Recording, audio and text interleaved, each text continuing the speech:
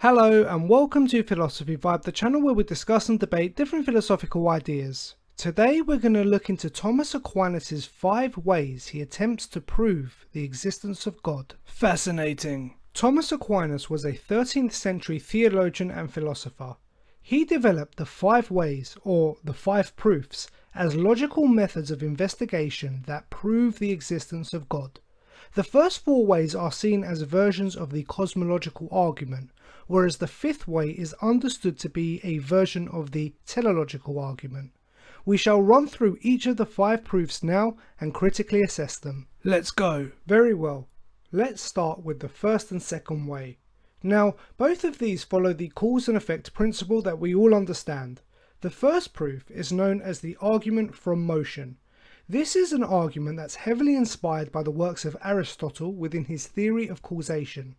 We can see and understand with our own senses that everything around us is in a constant state of motion, a constant state of change. Everything is always moving and always changing. Leaning on Aristotle's idea of potentiality to actuality, something moves from its potential to fulfill its purpose, what it was meant to do. For example, a seed moves towards becoming a plant and reaching its actuality. However, Aquinas questions, where does this motion come from? Everything is in a state of motion, and for something to move, it needs something else to move it. There is nothing that is responsible for its own motion. Everything needs a mover. However, if everything needs a mover, this will lead to an infinite regress. We will keep going on, going back and back and back infinitely. Aquinas rejected the idea of an infinite regress and said this is impossible. Why is this impossible? If we go forever into the past, there was no point in which everything started, and with no start, how do we have anything? There must be a start. There must be something that started the motion off, the first cause, the first mover that is itself unmoved. This is known as the unmoved mover or the prime mover, and this would be God. I see. So the fact that we have a world and a universe and nature, the fact that these are all in a state of motion, means it is necessary that there was a being that started the motion off, a being that is not put in motion by another, but the one that creates all the motion in the universe, and so this is the first way that proves that God must exist. Right. Then we move on to the second method using the cause and effect principle. This is known as the argument from efficient cause. Now, an efficient cause is something that causes something else. If I build a car, I am the efficient cause of the car. The carpenter is the efficient cause of the wooden chair. The builder is the efficient cause of the house. Do you see? Yes. You can say that your parents are the efficient cause of you, and your grandparents are the efficient cause of your parents, and so on and so on. Yes, I understand. So, Aquinas notices that everything in existence has an efficient cause. If something does not have an efficient cause, it would not exist, and there is no case in which something is the efficient cause of itself. However, if everything has an efficient cause, this would lead to an infinite regress, as we would keep on going back in time, efficient cause preceded by an efficient cause, preceded by another efficient cause, and so on ad infinitum. Again, Aquinas rejects the idea of infinite regress. Logically, it does not make sense. Infinite regress implies no first cause, and if there is no first cause, there will be no sequence to follow, and there would be nothing.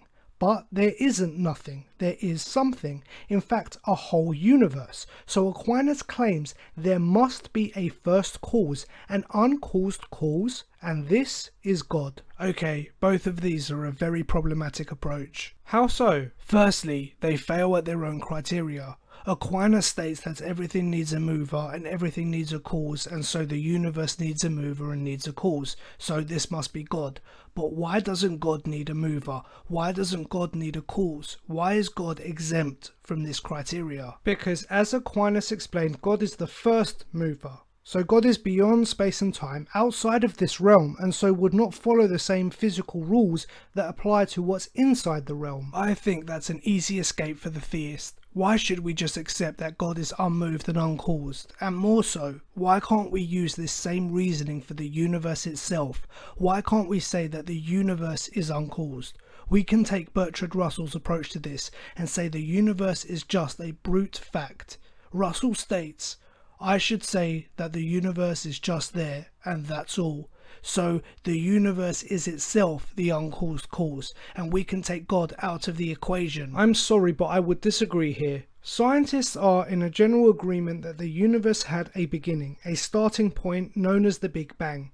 So the universe has not always been there. It had a beginning, and so it had a cause. We need something before the universe, and this can only be God. No, I don't think that's right. Sure, I will agree with the Big Bang, but that only explains the beginning of the observable universe. There is nothing to rule out multiple universes, or multiple layers of universes, or perhaps a super universe that all other universes come out of. This causes all the other universes and gives all the other universes their motion. This could very well be the first mover of our universe and the uncaused cause of the totality of reality. We do not need to put a God in place. Well, personally, I think the existence of God seems more reasonable than the existence of a super universe. That's just your opinion, and in fact, many would argue that the fixation upon cause and effect is actually quite unreasonable. How so? I would like to raise David Hume's arguments at this point. Hume claimed that the cause and effect argument for the existence of God actually takes quite a leap. We notice the laws of cause and effect within the universe, but why do the laws that govern within apply to the whole? This is just an assumption. Let me give you an example. You can say, I have a mother, you have a mother, every human being has a mother, but you cannot say the human race has a mother. What applies to the parts does not necessarily apply to the whole, and just because we observe cause and effect within the universe does not mean this then applies to the universe itself. I see. And I would also like to raise here that infinite regress is ruled out too quickly by Aquinas. Sure, there may seem to be logical problems with this concept, but we are basing this on our empirical understanding of cause and effect. Fair enough. Finally, some of us would even argue that a discussion around anything beyond our universe, beyond space and time, is meaningless, and this would include arguments for God. Immanuel Kant raised this in his Critique of Pure Reason. All our knowledge comes from within the physical world, within time and space, so we cannot apply what we understand about causation within the confines of space and time to outside of space and time. In short, our empirical understanding of causation cannot be reasonably used to prove the existence of a being beyond the empirical universe. Okay then, let's move on to the third way. This is known as the argument from possibility and necessity. Aquinas made a distinction between contingent beings and necessary beings. A contingent being is something that quite possibly could not have existed. The non-existence of this thing is entirely possible, whereas a necessary being is something that cannot not exist. The non-existence of this being is logically impossible. It must always exist in every possible world. Aquinas then argued that everything in the universe was contingent. Everything that does exist could quite easily not have existed. This includes you, me, the chair you're sitting on, the sky above us. Everything is contingent. If everything is contingent, it also means there was a time where everything did not exist. And if there was a time where everything didn't exist, then there would not have been something to create everything we see today. The fact that there exists everything today means there must be at least one thing that is not contingent, but in fact has necessary existence, in which all contingent beings and things come from, and this would be God. God is a necessary being, who has always existed and must always exist. The fact that we have a universe, time, space, matter, this means the non-existence of God is actually impossible. Again, we are running into the same problems. Why can't the universe as a whole be considered the necessary thing? Why must we put a God in place? In fact, why can't we have a sequence of contingent beings going back to infinity? But this would be an infinite regress. Yes, but as I've already said, our lack of understanding about the macro reality means we cannot rule out infinite regress, and to many this seems more reasonable than the existence of a conscious, all-powerful God. Okay, well let's move on to the fourth way. This is known as the argument from gradation. Here we find similarities with Plato's theory of forms. Aquinas argued that we often grade things in terms of good or bad, better or worse. There is always a metric in which we judge something. So let's say we see a crowd of people and notice a very tall person. We understand they are tall in comparison to other people of a different, smaller height. Likewise, we can refer to a good knife. This is in comparison to a bad knife, one that cuts very well and the other is blunt and does not cut very well at all. The fact there are degrees of goodness means there is a standard we are measuring against. Yes, I understand. So when we say something is cold, it's in comparison to that which is the coldest. So there is that which is the biggest. There is that which is the hottest, the truest, the noblest, etc., etc. And so it follows that for there to be great, there must be that which is the greatest. There must therefore be something that is perfect, that everything is measured against. And it is also argued that the maximum in any genus is the cause of all in that genus, and so there must be a perfect being in which every kind of perfection comes from, and this being is God. This would hold some sort of weight if we didn't have such diverse opinions on what good and great actually are. People disagree on these things all the time. That is why there are different cultures with different morals. How can we be measuring against the same standard when we disagree so much on what good and bad, great or perfect actually is?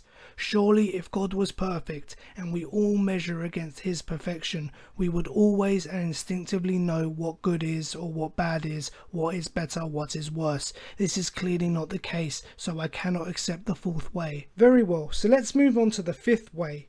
This is seen as the teleological argument and is referred to as the argument from design. Again, we will see similarities with Aristotle's work here. Using the idea of motion, Aquinas argued that all things move towards a specific goal. Even non-intelligent things, all non-intelligent things in our world have their own purpose, a goal they tend to and follow through natural law. If we take a flower, with sunlight and water it will grow vertical. We can do this again with a different flower and again the same results. It is this movement, the purpose of the flower, following the laws of nature to its end or to its delos. Right. Now, here Aquinas has argued that something without knowledge, a non-intelligent thing, cannot fulfill its purpose unless it is guided by something with knowledge. Aquinas used the example of an archer and his bow and arrows. The bow and arrow is a non-intelligent thing. Its purpose is to shoot an arrow. However, without its archer, it is just a bit of wooden string. It will lay motionless, doing nothing.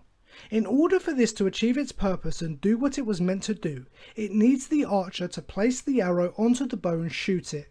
As though, in order for the bow and arrow to reach its purpose, it needs an intelligent being, someone with knowledge to guide it right. Yes, I see. Well then, most of nature is unintelligent, yet nature itself has a purpose. Everything within nature is following a direction.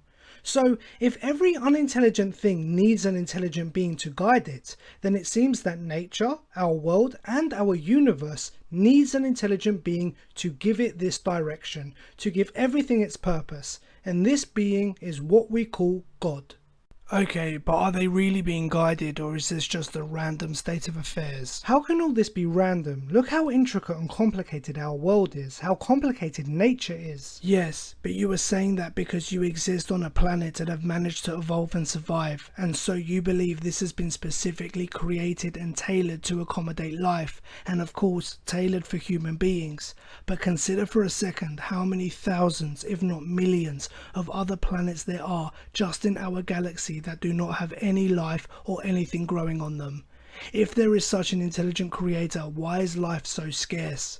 It seems our planet and all life upon it is just down to luck, a random planet where things behave in a random way.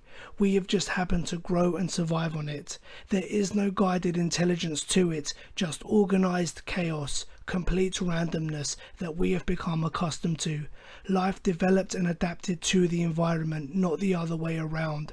If this is the case, we do not need an intelligent being to guide the non-intelligent things. The non-intelligent things have just randomly come about by chance. We do not need God in the equation. Honestly, I think you're downplaying how intricate and complex this planet is for it just to be down to chance. No, I'm not. If we are dealing with an infinite universe, then eventually a planet that sustains this type of life would have to come about. The fact that it is so rare strengthens my point. There would not be millions of planets with life, just the odd one. It is still possible but unlikely. And so we have one planet where life has developed, and that is Earth. Completely down to chance, with no designer and no intelligent being guiding nature. Well, I suppose we have to disagree on that point. If you would benefit from having the script to this video and you also want to support the channel, then please check out our Philosophy of Religion ebooks on Amazon. This script is included in part 3, the link will be in the description. But that's all the time we have for now. Thank you for watching, we hope you enjoyed the vibe, and what are your thoughts? Do you think Aquinas' 5 ways are good arguments for the existence of God? Are there perhaps better arguments that can be raised, or are they all fundamentally flawed?